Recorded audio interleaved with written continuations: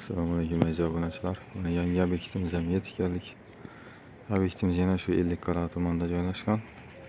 Toshkent yarmarkadan Bo'stonga ketaverish yo'lda. 2 etajli joyimiz. 14,5 15 metrlik joy. 2 etaj joyini.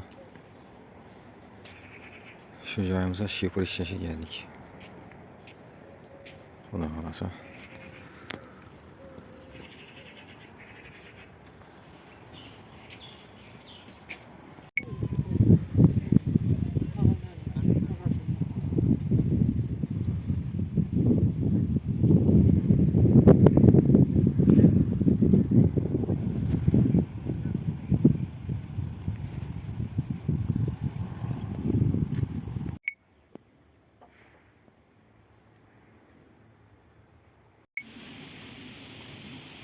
İki etaja, Xudo xolasa yana 2 etaj shifr ishlayapmiz.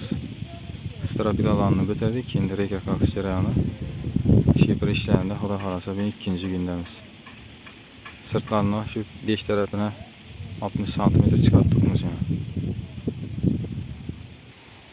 Şifremiz yani kenver şifr 4 tarafından çıktı 60 cm.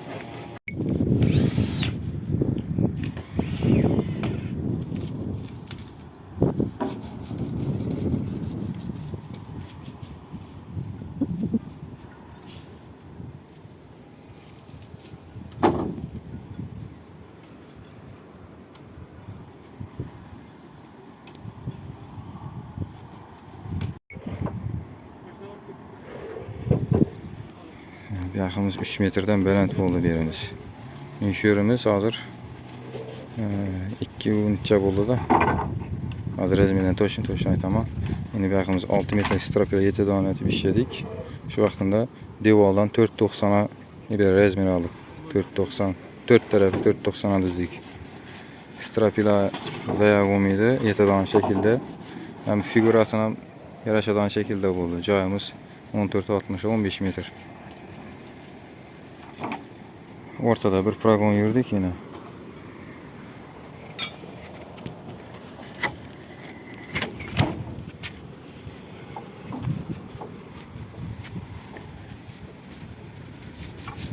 Bir örege 2 progon götürge verdik. Yukarısından şu belentlikinde. Yani bu doğrusunda. Devam edelim.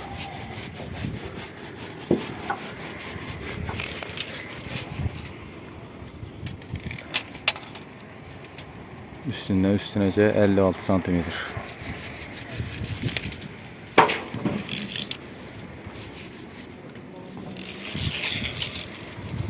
İki metreye. Şimdimiz 250. 254.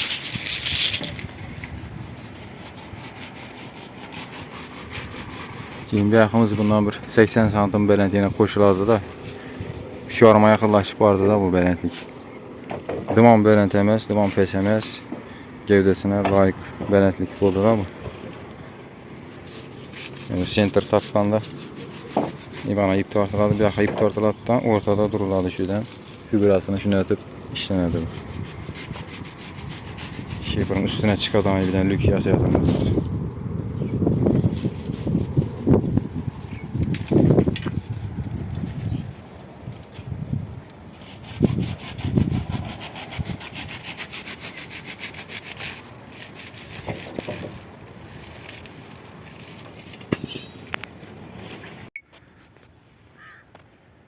Ellikqal'da Aşağıdaki iki etajcağımızdan bitti yine. Şaşalarından koyup verdik su akarlarını. İki etajcağ.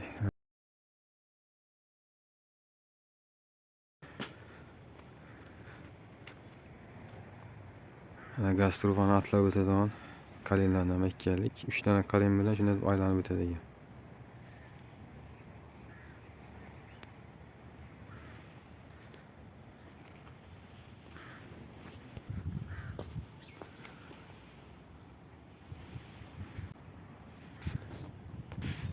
Aktiler yine hafşipkesi, maloşni.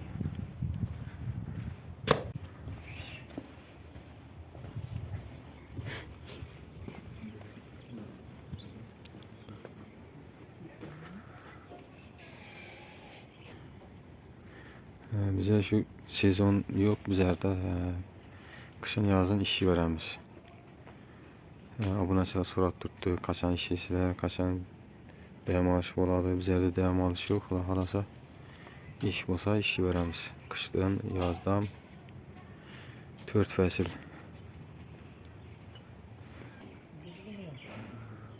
Aynalarından bu nasıl getirtirəm onu. Karışını.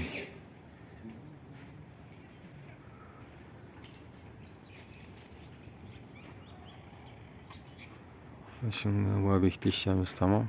Şimdi videomuzu çekilimiz. Etibarlarınız için rahmet.